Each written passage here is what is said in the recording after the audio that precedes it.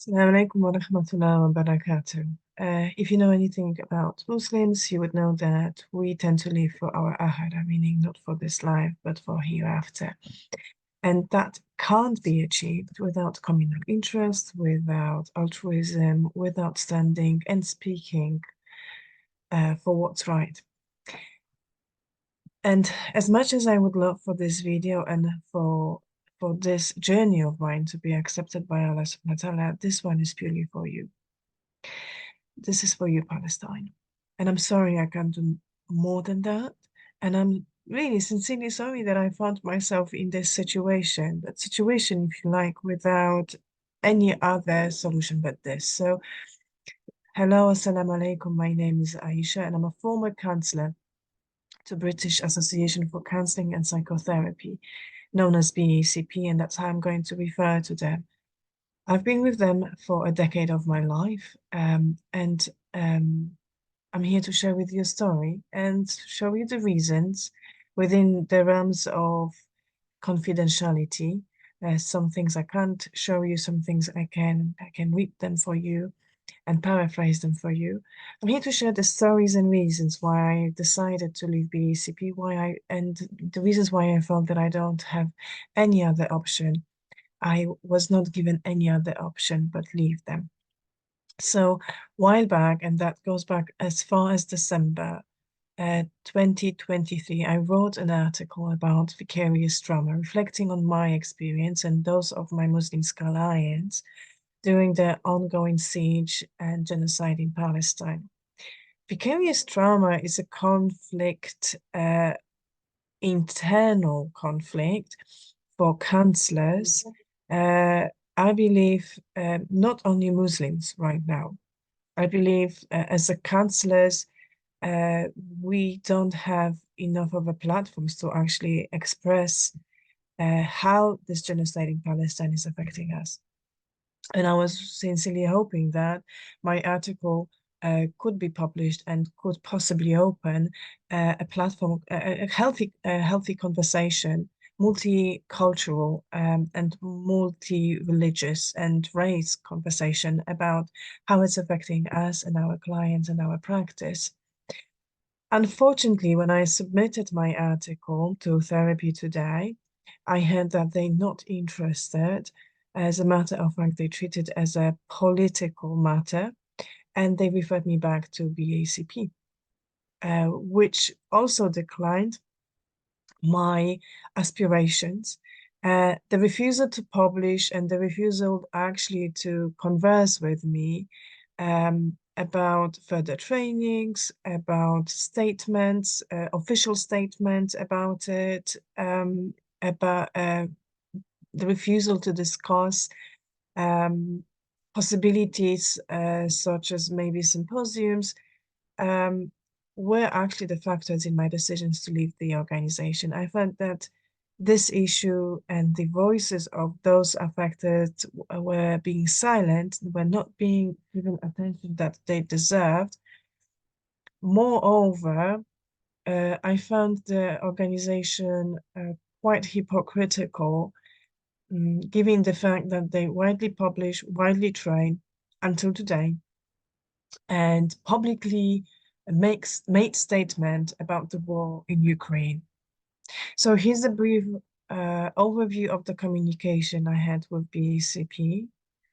Mind you, due to confidentiality and privacy consideration, I won't be displaying the full letters, all the people who I addressed in those conversations.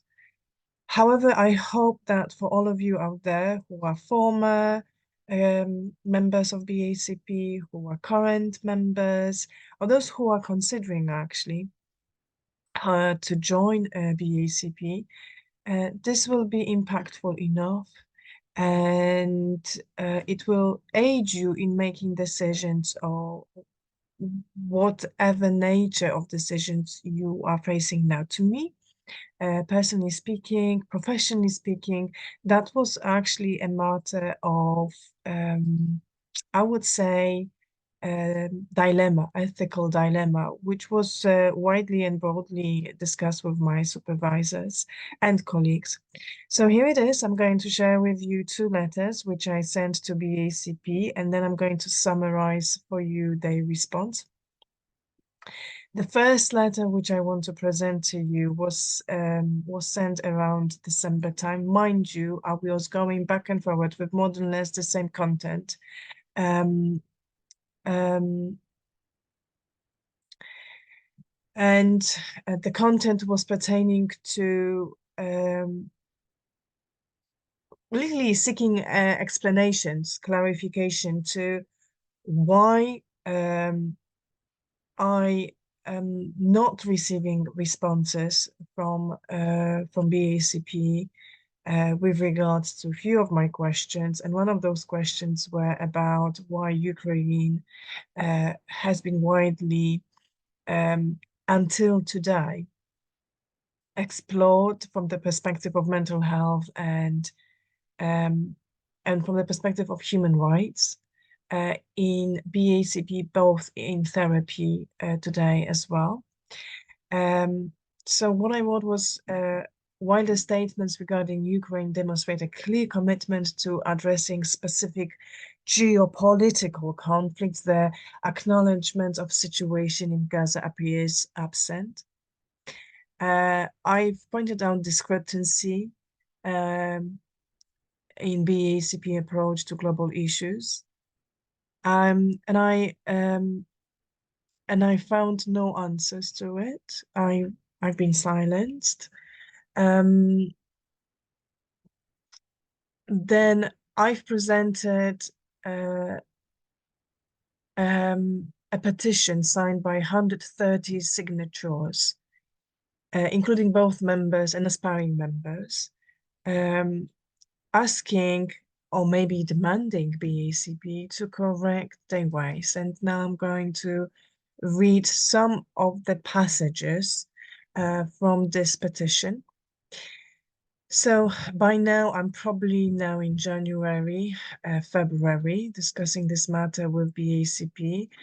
Sorry, being silenced by BACP. So all in all, I felt that maybe a communal impact will change anything for this situation, and um, and the petition looked like this: the silence to Palestinian genocides, coupled with the active stance on Ukraine, implicitly suggests that not all individuals and conflicts are viewed equally by BACP. Such an approach is inconsistent with the values of anti-racism, social justice, and equality that BACP claims to uphold. It places our professional body in a hypocritical position, undermining its credibility and the trust of its members, especially those from minoritized and racialized backgrounds.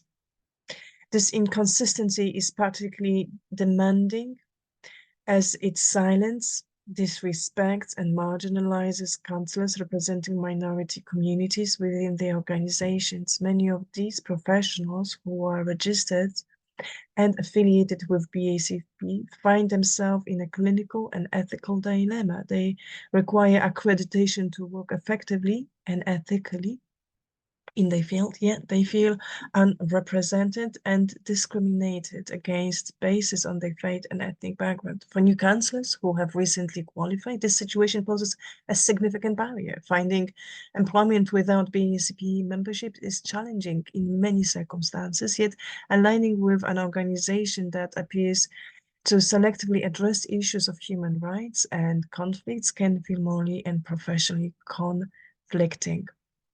So in this petition, me and 130 others, they urge BACP to reevaluate its approach to global conflicts, issue a statement in solidarity with healthcare colleagues in conflict zones, starting with Gaza and Palestine, review and revise its policies and communications to ensure that they reflect a commitment to equality and inclusivity for all members, and commit to a truly inclusive and anti-racist stance. Now, as I already mentioned, I received no response to this. I think I've been asking maybe on 2 to 3 occasions. So we are in February and March now. Let me display this letter for you. There's many letters I was sending, but I'm only allowing myself to send few. Now I received this response to this letter. I'm writing to follow up the communal email I sent to you in February this year regarding the consent about organizational stance on the genocide in Gaza. Regrettably, we have not received a response from you. Uh, Personally, I would like to terminate my membership with immediate effect. To this letter, I received immediate response, which let me think that actually all my letters, all my emails, they've been read. And something which I'm not going to display, but maybe paraphrase, is the response from BACP. And what I find out from them is that they also shocked and saddened with what's happening, how they refer to it as horrific event in Israel and Gaza. However, they as association, they haven't issued formal statement on this issue, but it doesn't mean that they're less devastated with those.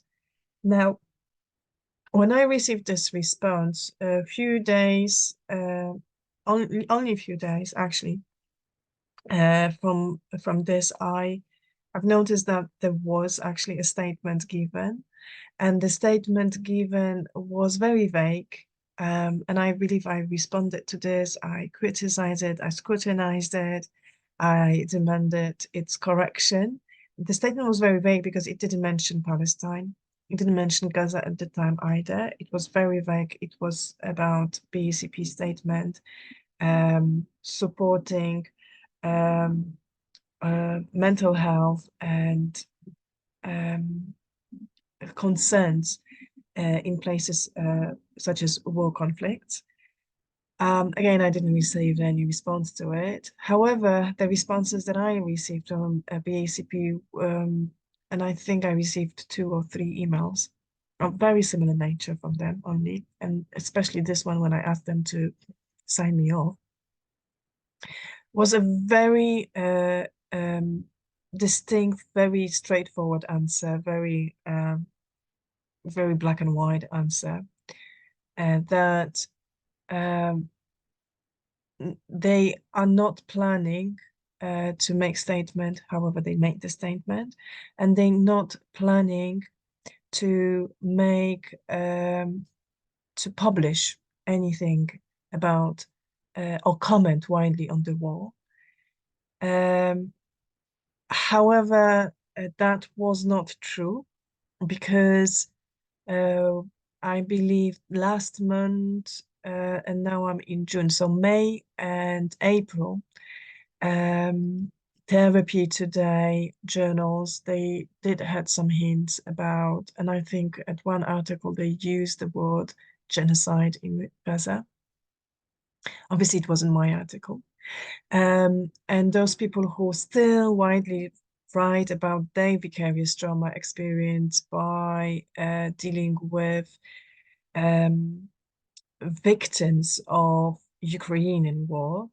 Some of them, they also compare in their articles situation to, but they say war in Gaza in Israel. So something has changed, something has moved. However,